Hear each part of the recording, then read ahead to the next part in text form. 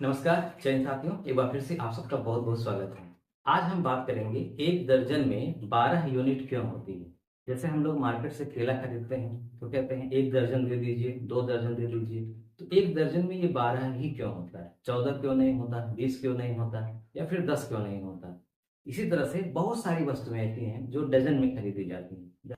इसका रीजन क्या है? इसके कई सारे रीजन हैं। मुख्य रीजन इसका क्या है? इसकी शुरुआत हुई यूरोप से।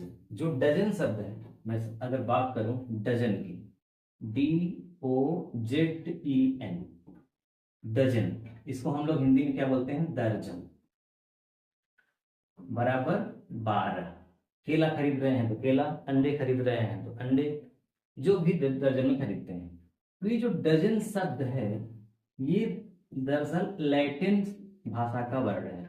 लैटिन, लैटिन भाषा यूरोप की बहुत ही प्रसिद्ध भाषा है लैटिन भाषा। आप विज्ञान पढ़ते होंगे, भूगोल पढ़ते होंगे, उसमें बहुत सारे शब्द की मूल लैटिन से होती है। उसमें लिखा रहता है कि फला शब्द लैटिन भाषा का है। तो ये लैटिन भाषा का है, यानी इसकी चर्चा पहले यूरोप में व्यापारियों द्वारा की जाती थी, सबसे अधिक रोम में। वही यूरोपीय व्यापारी जब भारत में आए, दक्षिण अमेरिका में गए, श्रीलंका में गए, अन्यत्र जगहों पर गए, तो जो वो प्रयोग करते थे वही प्रयोग करने लगे। तो वो लोग अपने व्यापार की भाषा में डजन का प्रयोग करते थे, और एक डजन यानी एक दर्जन में 12 को ही रखते थे। अगर 2 दर्जन लेना हुआ तो 24 हो गया, 3 दर्जन लेना हुआ तो 36 हो गया। तो यहां तक बात समझ आ गई कि यूरोप की ये भाषा है, व्यापारियों द्वारा शुरू की गई थी। और यूरोप का जो साम्राज्य है वो पूरी दुनिया में लगभग रहा, भारत में भी रहा। तो भारत में भी इसकी शुरुआत वहीं से होती है। जैसे हमारे यहाँ मीटर चलता है ना? कहाँ से आया? ब्रिटेन से ही। ब्रिटिश दार्शनिक प्रणाली कहाँ से आई? वहीं पे। तो अब मूल प्रश्न है कि ये 12 क्यों, यानी एक दर्जन बराबर 12 क्यों, क्यों उन्होंने रखा? इसको हम समझते हैं। 12, 15, 20, 18 ऐसा क्यों नहीं रखा? दरअसल पहले जब व्यापारी लोग व्यापार करते थे, तो व्यापार, शुरुआत में व्यापार होता था वस्तु विनिमय की प्रणाली।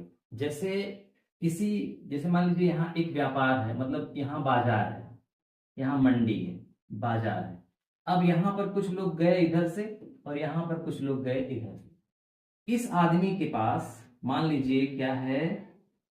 आलू है। इस आदमी के पास मान लीजिए क्या है? चावल है। इसका मतलब इसके पास चावल नहीं है और इसके पास आलू नहीं है, पैसे का चलन था नहीं। तो ये व्यक्ति यहाँ पे क्या करता था? इनसे मिलता था। तो ये अपना आलू इनको देता था, ये अपना चावल इनको देते थे। तो इनके पास जो पहले से आलू है वो तो है ही, चावल और आलू दोनों हो गया, और इनके पास भी चावल और आलू दोनों हो गया। ये वस्तु विनिमय की प्रणाली होती थी, यहाँ कोई समस्या नहीं थी।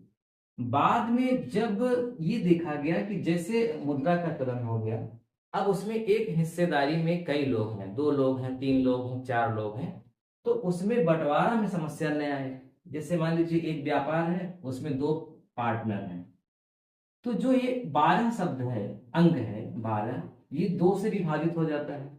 यानी अगर एक दर्जन में हम 12 को रखेंगे तो ये आराम से 6 यूनिट में विभाजित हो जाएगा। अगर हमारे पास 2 पार्टनर नहीं है, 3 पार्टनर हैं, तो भी आराम से विभाजित हो जाएगा 4 4 में, 3 4 12। अगर हमारे पास 4 पार्टनर हैं तो भी विभाजित हो जाएगा, 6 पार्टनर हैं तो भी विभाजित हो जाएगा। यानी ये जो 12 संख्या है, छोटी से छोटी संख्या, भाई बड़ी भी नहीं रख सकते। एक दर्जन में 50 कर दें तो भी बड़ी समस्या होने लगेगी। तो न ही बहुत ज्यादा हो, न ही बहुत छोटा हो, तो बहुत छोटे के आसपास में सबसे सुटेबल जो संख्या निकली वो थी 12। 12 2 से भी विभाजित हो जाएगी, 3 से भी, 4 से भी, और 6 से भी। यानी अगर 2 लोगों में बांटना हो तो 6 6 आएगा, 3 लोगों में बांटना हो तो 4 4 आएगा, 4 लोगों में बांटना हो तो 3 3 आएगा, और 6 लोगों में बांटना हो तो 2 2 यूनिट आएगी। यानी आराम से विभाजित हो जाएगा। अगर यहीं पर वो लोग एक दर्जन में 10 ले लिए होते तो ये केवल 2 लोगों में विभाजित होती, या फिर 5 लोगों में। 2 लोगों में विभाजित होती तो 5 5 आती, और 5 लोगों में विभाजित होती तो 2 2 आती। अगर 9 ले लेते, 15 ले लेते, तो एक और समस्या थी यानी यहाँ पहला फायदा तो ये है कि कई लोगों में आसानी से विभाजित किया जा सकता है। अब यहाँ 10 अगर लेते तो 3 लोगों में विभाजित नहीं होगा, 3 तिरिक का 9 होगा, 1 बच जाएगा। 6 लोगों में विभाजित नहीं होगा, 6 दूनी 12 हो जाएगा, 10 आ ही नहीं रहा है।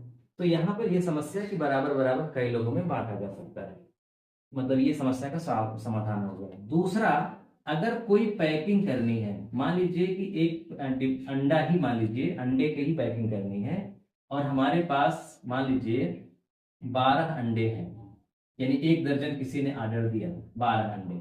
तो अगर हम 4 खाने ऐसे बना दें और 3 खाने ऐसे बना दें तो 1 2 3 4, 1 2 3, आराम से 12 अंडे आ गए, एक भी न अंडा बचा, ना ही एक अंडा छूटा।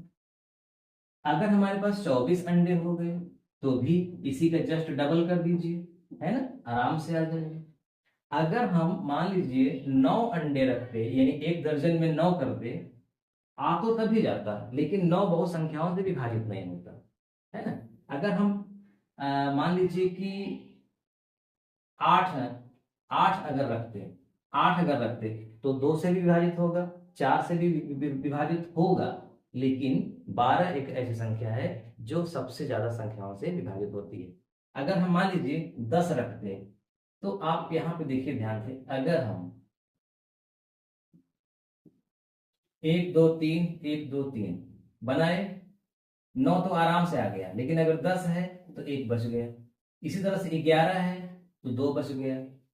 तो हमें ऐसी भी संख्या रखनी थी जो पैकिंग में भी समस्या ना हो और बंटवारा करने में भी समस्या नया है, आसानी से हो जाए, इसीलिए 1 दर्जन में 12 यूनिट को रखा। वीडियो देखने के लिए आपका बहुत बहुत धन्यवाद। मिलते हैं नेक्स्ट वीडियो में। नमस्कार।